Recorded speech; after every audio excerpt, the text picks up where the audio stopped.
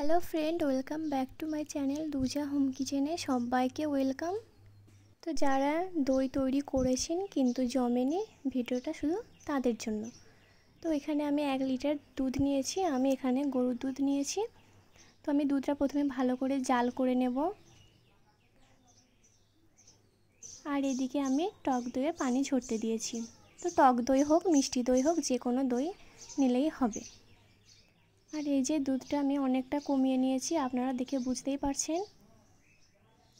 তো আমি দুধটা এখন লো ফ্লেমে রেখে দেব। আর এইদিকে আমি ক্যারামেল তৈরি করে নেব। তো তার জন্য এখানে আমি দিয়েছি চিনি 2 চামচ মতো। তো একটু সময় নিয়ে ক্যারামেলটা তৈরি করবেন, লো ফ্লেমে দেবেন প্রথমে, না হলে কালারটা অন্যরকম হয়ে যাবে আর খেতে তিতা তিতা ভাব হয়ে যাবে। তো আমি একটু সময় নিয়ে ক্যারামেলটা তৈরি করে নিয়েছি। এই যে কালারটা দেখে বুঝতেই পারছেন। এই পর্যায়ে আমি দিয়ে দেব দুধ, যেই দুধটা গরম করে রেখেছিলাম। তো দেখতেই পাচ্ছেন কেমন বাবলস ক্রিয়েট হয়েছে। তো একটু কমে যাওয়ার পর আমি বাকি দুধটা অ্যাড করে দিলাম। প্রথমে একটু লেগে লেগে যাবে, তো ভয়ের কোনো কারণ নেই, এটা জাল করতে করতে ঠিক হয়ে যাবে।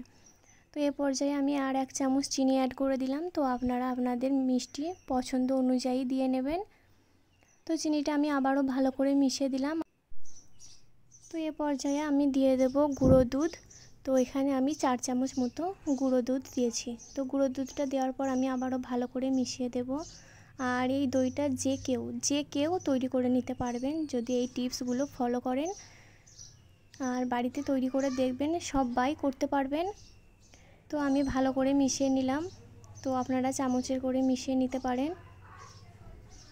তো এই যে আমার দইয়ের যে দুধটা রেডি হয়ে গেছে আর আমি নামিয়ে নিয়েছি। এখন আমি নেড়ে চেড়ে ঠান্ডা করে নেব। তো একটু ঠান্ডা করে নেবেন, গরম অবস্থাতে জমতে দেওয়া যাবে না। তো এই জন্য আমি একটু নাড়িয়ে নিচ্ছি যাতে তাড়াতাড়ি ঠান্ডা হয়ে যায়। আর কতটা 1 লিটার দুধে কতটা কমে গেছে সেটা আপনারা দেখে বুঝতেই পারছেন। একটা আঙুল ডুবিয়ে রাখলে আপনি যদি সহ্য করতে পারেন, ওই ততটা গরমই থাকতে হবে। সেই পর্যায়ে টক দইটা ফাটিয়ে মিশিয়ে দিতে হবে।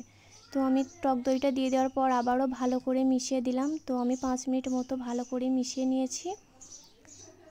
প্রথমে ছানা ছানা হয়ে যাবে, ভয়ের কোনো কারণ নেই, এটা মেশাতে মেশাতে হ্যান্ড উইচ দিয়ে মেশালে ঠিক হয়ে যাবে। তো আপনারা হ্যান্ড উইচ না থাকলে চামচের সাহায্যে মিশিয়ে নিতে পারেন ভালো করে। তো আমার মেশানো হয়ে গেছে। আর এইভাবে বাবলস ক্রিয়েট হলে যখন দইটা বসবে দেখতে আরও ভালো লাগবে। তো মেশানো হয়ে গেছে।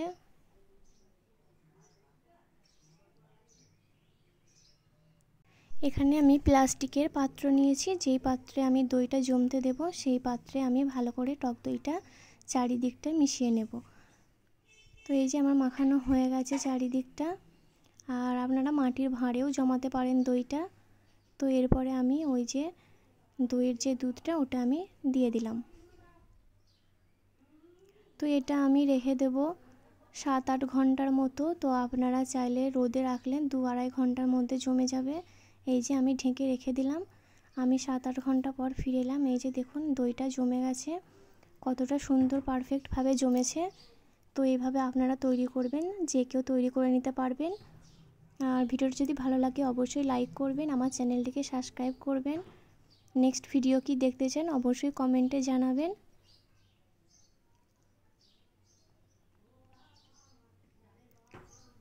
তো ভালো থাকবেন সবাই। আল্লাহ হাফেজ, আসসালামু আলাইকুম।